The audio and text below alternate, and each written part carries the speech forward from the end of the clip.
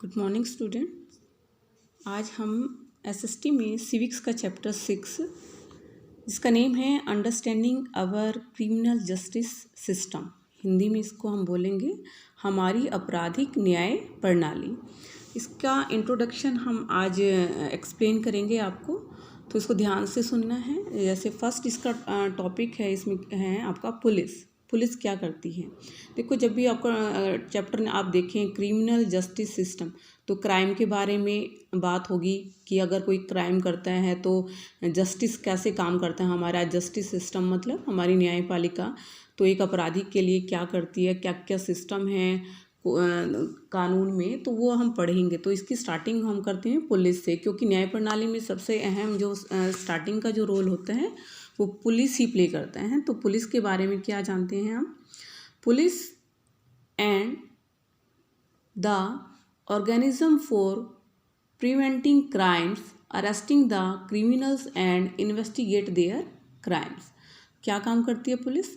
Police जो होती है वो क्राइम को क्या करती है, जहाँ पे क्राइम हो रहा है उसको जांचती है, पड़ताल करती है, और अपराधी जो होते हैं उनको अरेस्ट करती है, और फिर इन्वेस्टिगेशन करती है कि उन्होंने ये क्राइम जो है वो क्यों किया है। सेकंड है कोर्ट क्या काम है। It is an institutional which decide whether a person is guilty और not. If the person is guilty it punish him. तो कोर्ट का क्या काम होता है, ये जज करती है, प्रॉपरली जज करती हैं, ट्रायल सुनती हैं, दोनों जो वकील होते हैं उनकी आपस में बहस सुनती है, और फिर डिसाइड करती है कि ये पर्सन गिल्टी है, गिल्टी मतलब अपराधी है या नहीं।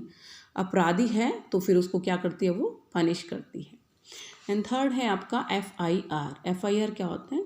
D is the first information report. इसकी फुल फॉर्म है F से फर्स्ट, I से इंफॉर्मेशन और R से report, first information report. To be registered before the police about a crime. तो ये FIR जो है ना, पुलिस रिकॉर्ड करता है जब भी अपराधी या कोई भी है जिसके साथ बुरा हुआ है, तो वो पुलिस स्टेशन में जाके अपने अपराधी के खिलाफ क्या करते हैं, वो FIR दर्ज कराते हैं, और ये कहाँ होती है, पुलिस स्टेशन में। नेक्स्ट है आपका टॉपिक फेयर ट्रायल क्या होता है। The justice to be given on the basis of merits and demerits without impartially and prejudice. इसका मतलब है कि आप सही न्याय करते हो, किसी की भी मतलब कमियां और गुण जाने बिना जो भी डिटेल आपके सामने नज़र आ रही है, अपराधी के गुण और गुण मत देखो, उसकी क्या देखो, क्राइम सीन में उसने क्या कहाँ तक क्या क्या उसकी रिस्पॉन्सिबिलिटी है उस क्राइम को करने में, और किसी के साथ आप ये अभी जानते हैं ये ऐसा कर सकते हैं, नहीं। तो आप अपराधों की जो सूची है, क्राइम के जो सूची बनी है कि क्या क्या क्राइम किया गया, कैसे हैं, जो बेसिक तथ्य आपके सामने आए हैं, तो उन्हीं के बिहाफ पे आपने क्या करना है, किसी को अपराधी घोषित करना है और उसको सज़ा सुनानी है। आर्टिकल 22 ये क्या होता है। This article provides a fundamental right to every citizen to protecting himself through a lawyer.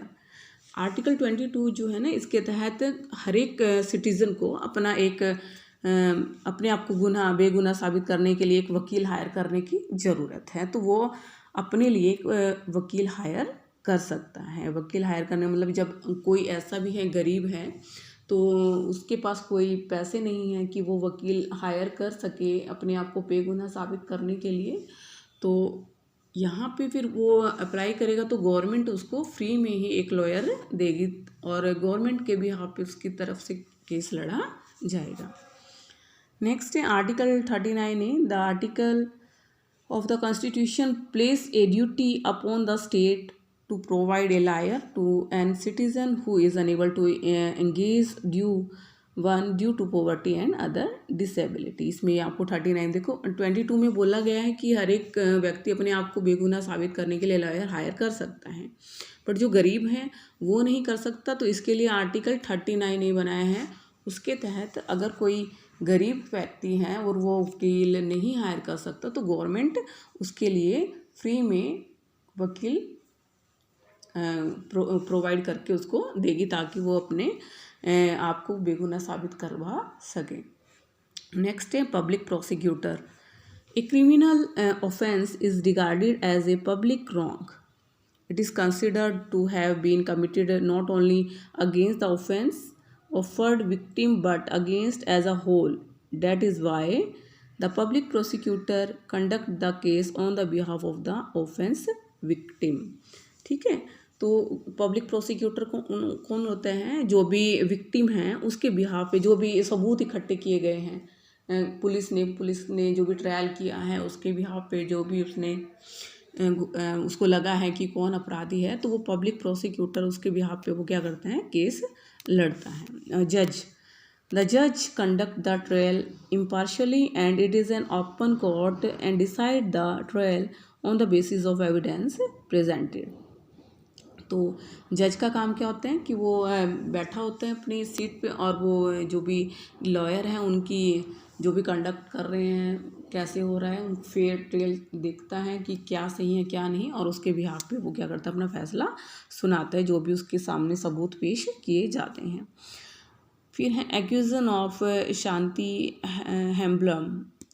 तो मिसेस शिंदे, ये एक आपके चैप्टर जब आप स्कूल में होंगे तो शायद आपको क्लियर करा दें. एक इंसिडेंट है आपके चैप्टर में कि जो एक मिसेस शिंदे हैं उनका नेकलेस जो है वो खो जाता है, और तो वो शायद अपनी हाउस मेड है, मतलब उनकी जो काम करने वाली हैं उनके ऊपर इल्ज़ाम लगा देती है कि मेरी जो नेकलेस है इन्होंने चुराया है.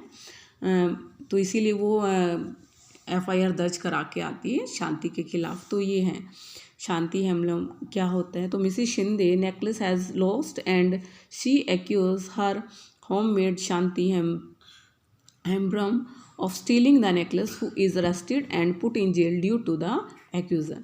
ठीक है, तो शांति को बिना मतलब शांति को जेल में डाल दिया जाता है क्योंकि FIR दर्ज करा देती है मिसेस शिंदे उसके खिलाफ कि मेरा नेकलेस जो है इन्होंने ही चुराया होगा घर से. ठीक है, तो decision of the case of Shanti Hembram. तो डिसीजन गवर्नमेंट जो